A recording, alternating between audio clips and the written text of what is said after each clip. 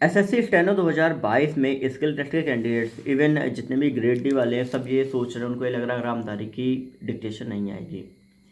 Actual में मैं आपको एक चीज़ समझाता हूँ, ध्यान से आप समझिएगा कि रामधारी की जो डिक्टेशन है, तो रामधारी में क्या है कि आपके बीच बीच में जो वर्ड है जितने भी हैं, ऐसा नहीं कि किसी भी डिक्टेशन में कुछ टफ वर्ड नहीं, कुछ हैं तो वो ऑलरेडी आप लिख चुके हो, उनकी प्रैक्टिस हो चुकी है।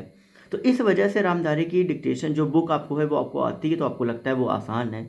लेकिन जो स्टूडेंट ये सोच रहे हैं कि रामधारी से अलग डिक्टेशन आएगी, तो यहाँ पर मैं आपको बता दूं कि मेन जो आपकी डिक्टेशन में जब आपकी तैयार करी जाती है कि भाई ये डिक्टेशन जो है वो कहीं ना कहीं बोली जाएगी, तो उसमें मेन ये देखा जाता है कि इसमें क्या क्या चीज़ें हम कर सकते हैं। तो डिक्टेशन जब हमेशा देखी जाती है तो उसमें आपका मेन जो आपके टफ वर्ड होते हैं, मिनिमम 8 से 10 वर्ड जो है वो आपके ऐसे रखे जाएंगे जो आपके टफ रहेंगे ही रहेंगे। ठीक है, तो अगर आपकी डिक्टेशन रामधारी से चेंज होती भी है, मैं दोनों आपको क्राइटेरिया समझा रहा हूँ कि रामधारी से अगर चेंज होती भी है तो बाकी सारी चीज़ें, क्रिया वगैरह बाकी सारी चीज़ें तो सेम रहेंगी ही रहेंगी। बस प्लेटफॉर्म क्या चेंज होगा, हो सकता है कि वो किसी अलग फील्ड से आए।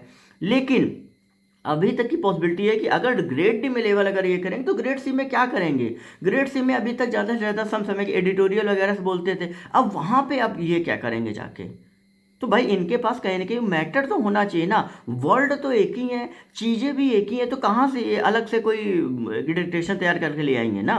तो ओवरऑल जो भी चेंजेस आपको लग रहा है वो हो सकता है ग्रेड सी में हो, वो भी ना के बराबर है, लेकिन हो सकता है ग्रेड डी में चेंजेस नहीं करेंगे। क्या उसमें चेंजेस करेंगे, और चेंजेस करेंगे भी तो हो सकता है कि आपके 8 से 10 टफ वर्ड डाल दे, बस इससे ज़्यादा क्या कर पाएंगे, कुछ नहीं कर पाएंगे। तो ये जो मन में भ्रम है ना, रामधारी की नहीं आएगी। क्यों, साइकोलॉजिकल जो आपका इफेक्ट होता है वो आपका क्या होता है कि आपके मन में अगर ये बैठा दिया गया कि डिक्टेशन जो है वो आपकी रामधारी से नहीं की टफ आएगी, तो हो सकता है कि डिक्टेशन रामधारी से आए या रामधारी से मिली जुली आए, और उस टाइम पे आपको ये लगे कि यार ये रामधारी से नहीं आई है, और वो जो आपका दिमाग में जो चीज़ बैठी हुई है ना, वो हो सकता है कि आपको कहीं ना कहीं आपको स्किल लिखने में आपको मिस्टेक करवा दें।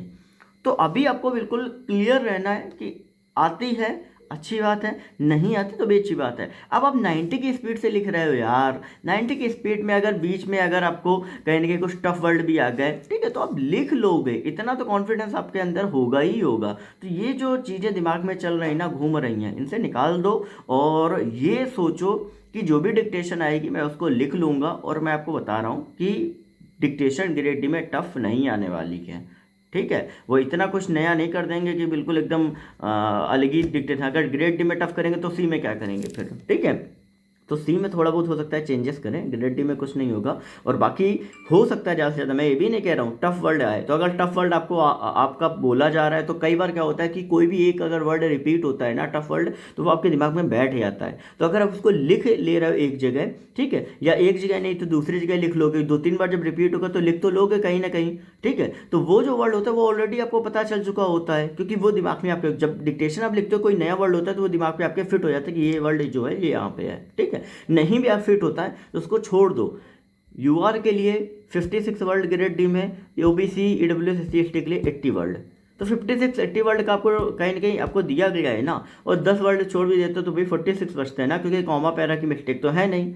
बस 56 के अंदर आपके जो भी आपके वर्ड गलत होने चाहिए वो होने चाहिए। OBC E W S C S T के लिए 80 के नीचे होने चाहिए, आराम से हो जाएगा। बिल्कुल भी परेशान मत हो, अगर आपकी 90-85 की स्पीच है कर ले जाओगे। परेशान होगे ना, बिल्कुल बिगाड़ बिगाड़ के चले आओगे, कोई फ़ायदा नहीं होगा। क्योंकि ये चीज़ अक्सर मैंने देखी है कि जब आप एकदम से परेशान रहते हो, जब आप सोचते हो यार ऐसा वैसा, तो वो जो सही चीज़ भी आती है ना उसको भी आप गलत कराते हो, क्योंकि आपको लगता है कि यार यार ये तो अलग आगे बिल्कुल है। ठीक है, तो ये सोचो जो भी आएगी देखा जाएगा, और डिक्टेशन पूरी टाइप करी जाएगी और उसको अच्छे से रिचेक किया जाएगा। बात समझ में आ गई। बाकी लास्ट का वो वेरिफिकेशन वाला ध्यान रखना, जो 3 मिनट का वो आपका है ना, ठीक है, एक क्वेश्चन, वो ध्यान रखना, वो अटैम्प्ट जरूर करना, बिना उसके सेफ नहीं होगा, दिमाग में रख लेना।